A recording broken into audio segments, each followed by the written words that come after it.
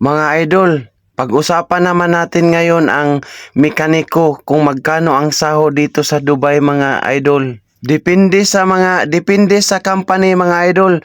Kung maganda ang company, malaki ang ibibigay na salary sa diesel engine mechanic.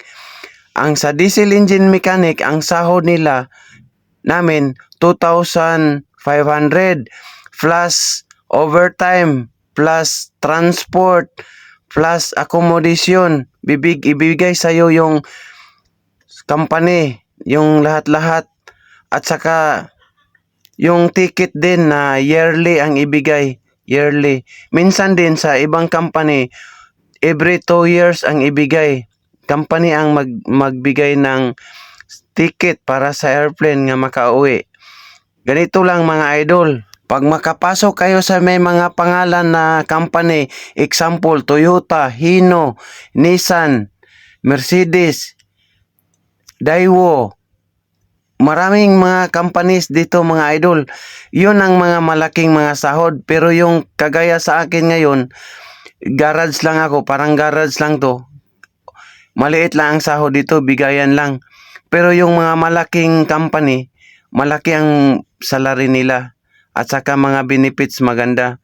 Ito kasi napasukan ko, panahon kasi ng COVID, wala akong trabaho, napasubo ako dito. Kaya nga, wala akong trabaho, bayad na ng bahay, wala akong mahiraman. Kaya nga napasubo ako dito, pumuntan lang ako dito at saka pumasok ako. At saka maliit lang yung sahod na ibinibigay. Dapat sana doon sa, kung mag-apply kayo, yung may mga pangalan ng mga company para maganda ang mga benefits at saka yearly ang uwi or kahit 2 years basta importante maganda. Ang sa diesel mechanic at saka auto mechanic, yung diesel mechanic, heavy equipment, mas malaki ang sahod ng heavy equipment kaysa mga passenger car.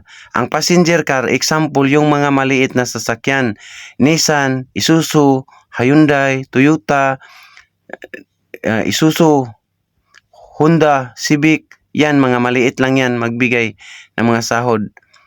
Ganito lang dito mga idol. Ngayon, ito lang ang mga trabaho namin. Ang trabaho namin, technician is mag-overhaul, magtanggal ng clutch, mag-change oil, adjust brake, at saka chin lobe, mag-greasing, at saka mag-alignment, at saka valve clearance. Dami sa lahat ng mga part or trabaho ng mga mechanic, ito ang mga trabaho namin. Kaya nga mga idol, kung mag-abroad kayo o gusto nyong mangibang bansa, huwag kayo basta-basta. Kung mayroon na kayong experience, papasok kayo yung may mga pangalan na mga company para maganda ang kinabukasan nyo. Kasi kung maliit na company, maliit man din yung bigay o sahod ng company na ibigay. Sana, pero itong company ko, hindi naman maganda naman din kasi hindi delay yung magpasahod. Hindi kagaya sa ibang company na delay. Mayroong 3 months, 2 months, delay ang sahod. Pero dito sa company ko, hindi naman delay. Pag date na 30 talaga ang sahuran namin. Ganito lang, kaya matyaga-tyaga lang. Kung mayroon kayong magandang experience, pupunta na kayo, mag-apply kayo sa magandang mga company.